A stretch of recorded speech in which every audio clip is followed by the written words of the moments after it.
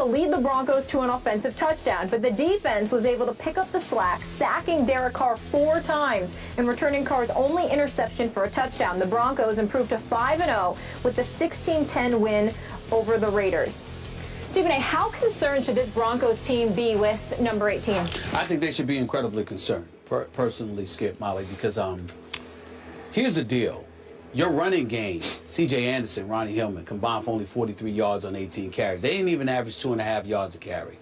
If you're not running the football, you're putting that much more pressure on Peyton Manning.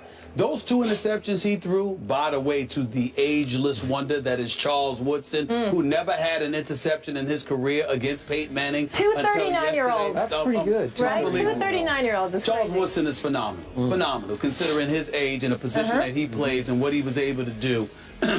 Excuse me. And that second interception was spectacular. And that was a flooded ball on the part of Peyton Manning. There was no zip, a lot of air under that ball. Charles Woodson read it all the way, went over there and snatched it out of the air. I give him a lot of credit for that. But nevertheless, the fact is that Peyton Manning, some of his passes, I know, Skip, you religiously say he never had the strongest of an arm to begin with, but some of these passes are quite alarming in terms of how long it takes them to get to their destination. And I look at it from that perspective, the absence of a running game, the fact that, again, Oakland, we're talking about a team that's real weak against tight ends. Peyton Manning targeted Owen Daniels 5 times, not 1 reception at all, against a team who's notoriously weak in defending the tight end spot. Steelers playing tonight. They've given up 4 touchdowns to tight ends as well. Something else we'll talk about maybe a little bit later. But I look at the Oakland Raiders, and I'm just saying they were ripe to be had. They're on the come up. They look better, despite the game-saving interception by Chris Harris for the Broncos, who's been on our show, who's a damn good cornerback and doesn't get nearly as much credit as he deserves, returning that 74-yard interception for a touchdown. Denver's defense is big time. Shane Ray and those boys coming in replacement of DeMarcus Ware after he went out with the back injury. Somehow, some way, when you look at this defense, they just step up. And they show up, and they got 22 sacks on the season thus far. That's incredibly impressive. That's 4.5 a game.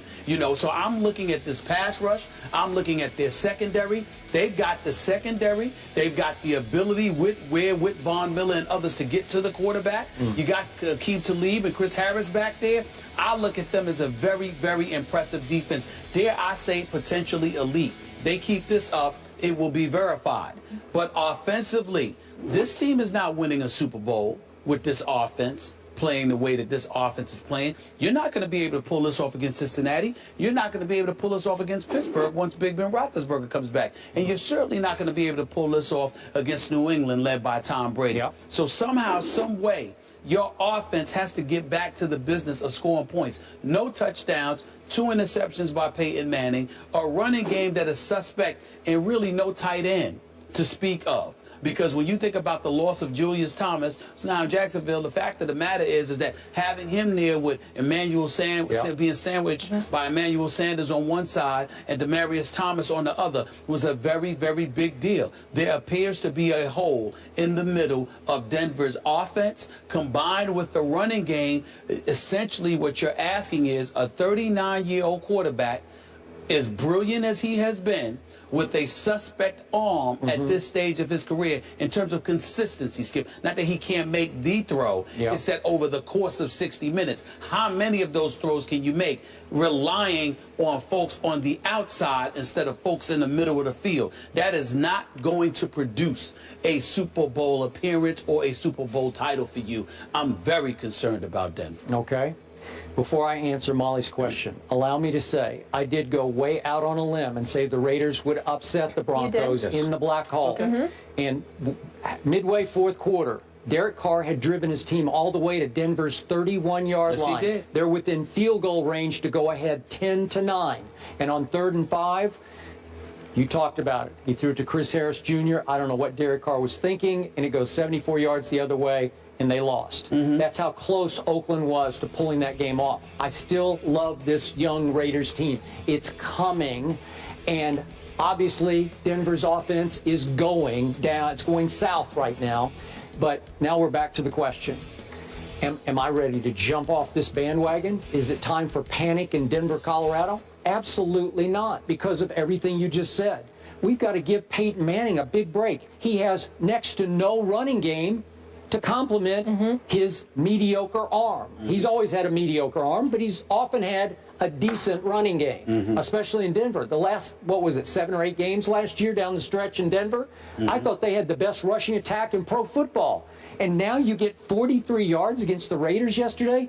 Now you're averaging 71.6 yards a game. Do you realize if that held for the whole year, that would be Denver's franchise low for a season in its history? You have to go all the way back to 1961 when they averaged 77.9 yards rushing a game. Right. They're way under that at 71.6 now. Well, that's shocking to me. That's reason for panic. Right. You've gone from the best rushing attack to, I think, the worst rushing attack? Really? Yeah, I agree, but Skip, allow me to go back to my initial point, my major point, rather, about all of this. It's a football field. We watch the football game on TV, and we're not appreciating how wide a football field really is. And so when you look at it from that perspective and you're thinking about questions about the arm strength of a 39-year-old who wants experience for neck surgeries, okay? And your target, your main weapons are on the outside. You give him nothing in the interior, and you give him not to say Owen Daniels is nothing, but you give him virtually nothing compared to what you once had, at least at this particular moment. It appears that way. Nothing in the middle and nothing behind him to run the football. By the way, we didn't even get into the offensive line, which has been suspect all year long. They switched Columbus and some other guys in and out trying to change bodies on the offensive line. So let me get this straight. I'm Peyton Manning. I'm 39 years of age. We've got me on this football field. I've got people behind me ain't performing. I've got somebody at the tight end spot to really shorten the field and narrow the scope for me. It's not much there compared to what I'm accustomed to having. And oh, by the way, in the midst of all of that, I have a suspect offensive line. That's a problem. And so to me, it just speaks to the greatness, like you said, of a Peyton Manning, because to me, I find it miraculous that he's doing what he's been able to do in terms of moving the change, dictating pace, chewing up the clock, making sure his defense gets some rest. Peyton Manning is helping out in ways that people don't even realize, because what happens is the defense isn't overwhelmed because they're exhausted from being out on the field every minute because their offenses are walking 3 and out. But he's not producing points the way we're accustomed to seeing him, because for some reason the combination of John Elway and Gary Kubiak didn't address his needs as much as they tried to address the team's needs. Well, can I get to the bottom line, which is 5-0? I mean, they're 5-0, right? Peyton Manning is 5-0. I mean, that's pretty great given everything we just said. Yeah, well, him, Fran Tarkenton, Tom Brady, the only one who's done it more than 4 times in their career. We get all of that. The flip side to it, Skip Bayless, is this. When you're that great, we're not measuring you by what you do in the regular season. We're expecting, with greatness, we get to leapfrog and anticipate what you are going to do when moments count. Come to me and talk to me if Jay Cutler's 5-0. Okay? Talk to me if a Carson Palmer is 5-0. Talk to me when guys like that are 5-0. But somebody who has a history of regularly being a dominant fixture in the regular season, forgive us, you're measured against your own greatness. It's not an insult to you. So, yesterday against an up-and-coming, rugged, Rough Rider defense, that Oakland Raider defense, hey, Khalil Mack is no joke. I know Khalil Mack is no joke. Justin Tuck is no joke. You said the defense. You didn't say 2 people, okay? Charles Woodson's still no joke. Well, I know Charles Woodson is no joke. So here's the point. Against that defense at their place, Peyton Manning goes 22 of 35 for 266. I'll take him over Brandon Weeden. I got to tell you, if you give me Peyton Manning next time the Cowboys play at your Giants, I'll take it. That's not exactly a ringing endorsement. Well, but I'm just saying, really? I'll take it. Okay, so yesterday he had 0 touchdowns and 2 interceptions. I think a lot of this overreaction to poor Peyton, this gnashing of teeth, is fantasy madness. It's fantasy inspired, and the world has gone fantasy mad. But it's like, he didn't throw a touchdown pass. What is he up to now? I don't even know. I've lost track. Is he 6 and? I don't know, but he's won 2 games this season without scoring an offensive touchdown. Yeah, it's got like 7 interceptions. Yeah. Okay. So my point is, everybody's fixated on the low touchdown passes because the world needs Many fantasy owners need Peyton to throw lots of touchdown passes, right? And he's not throwing touchdowns. Oh, my God, he's washed up. But the only number I care about is 5 and 0. Well, Skippy's got 6 touchdowns, 7 interceptions. Okay, Let me say this to you. I don't pay attention that much to fantasy football. Maybe we should. Because I got news for you.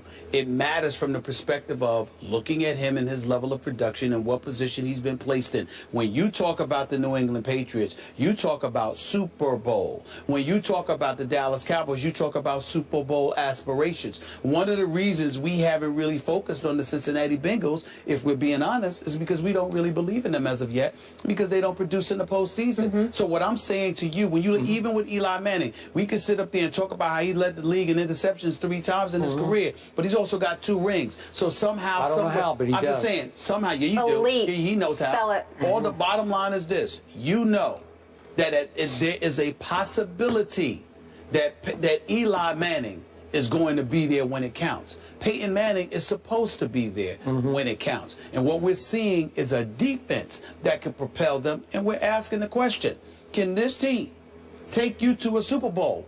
And we both know with the way this offense is playing, that answer is hell no. Hell no? Hell no. Wow. Okay. As we mentioned, the Broncos have won gonna win the 2 West? games. Yeah, what's that saying? Well, San Diego, it says you're going to get a home playoff game. Kansas City, San Diego, Oakland. Really? Well, you want a cookie?